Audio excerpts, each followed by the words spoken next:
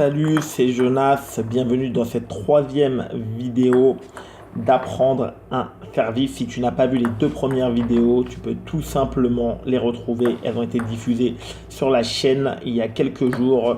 Va les voir pour comprendre de quoi je parle dans cette vidéo. Donc, revenons à nos moutons. Maintenant que tu maîtrises le service avec effet sur des services mi-longs, avec les différents placements sur la table, que tu es capable à volonté de servir coupé ou lifté, maintenant tu vas réellement travailler la longueur de ton service. Là, j'ai repris le service rentrant pour cette troisième vidéo. Et là, on voit, j'essaie de servir long. Le premier rebond, j'essaie de le faire le plus proche possible de moi pour que la balle prenne de la vitesse et qu'elle soit le plus profonde possible lorsqu'elle arrive sur la table de mon adversaire. La première chose que j'ai à dire, c'est que les joueurs, et c'est probablement ton cas, sous-estiment l'efficacité des services longs. Dès qu'il serve mi-long et le joueur en face de remet la balle, il considère que le joueur ne peut plus être gêné par le service long. Alors que c'est totalement faux. Moi, je connais encore une fois plein de joueurs numérotés qui servent tout le temps long et qui sont très très durs à jouer parce que derrière, ils sont capables d'enchaîner et les placements sont toujours intéressants.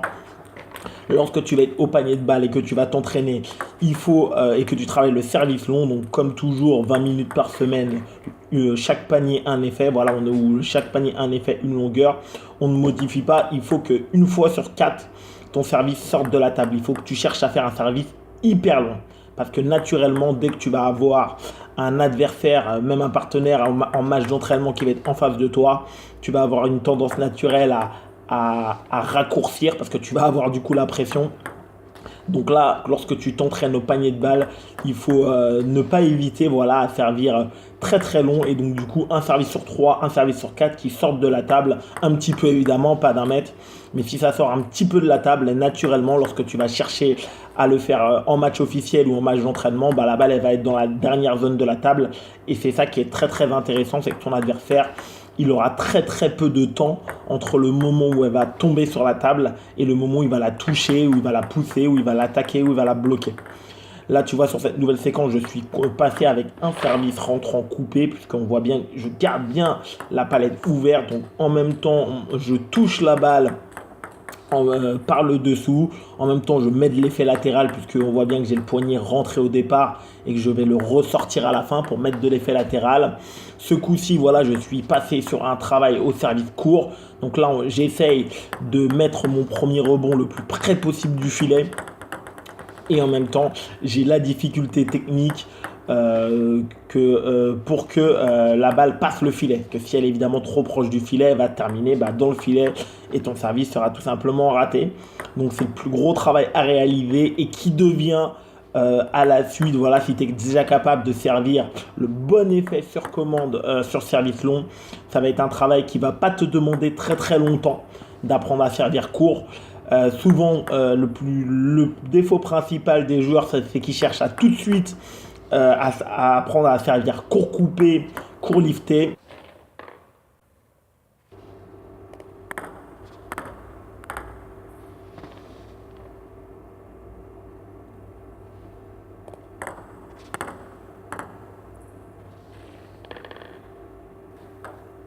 Et du coup, comme ils n'ont pas la pleine et entière maîtrise de l'effet qu'ils veulent mettre, ça finit souvent par un service court qui est sans effet. Parce que les joueurs, en fin de compte, comme ils ne maîtrisaient pas déjà le service long avec l'effet lifté ou coupé, ils servent effectivement court, mais la balle, donc le service, il a très très peu de qualité.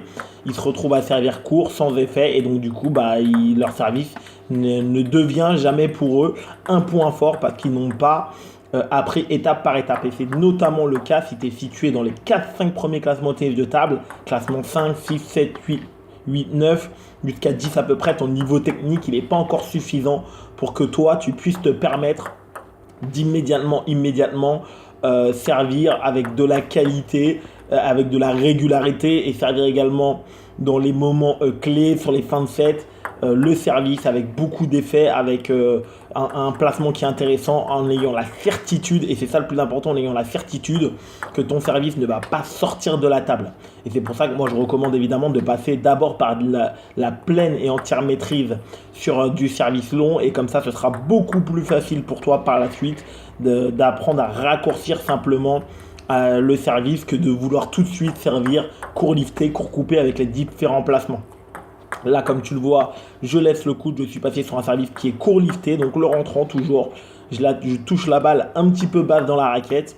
Donc là, voilà, il y a une vraie difficulté technique, il faut qu'en même temps mon rebond il soit près du filet, en même temps j'accélère un petit peu avant l'impact. Là, voilà, très très beau service de ma part. Je te souhaite comme d'habitude un excellent entraînement, mets-moi tes réflexions en commentaire et ciao!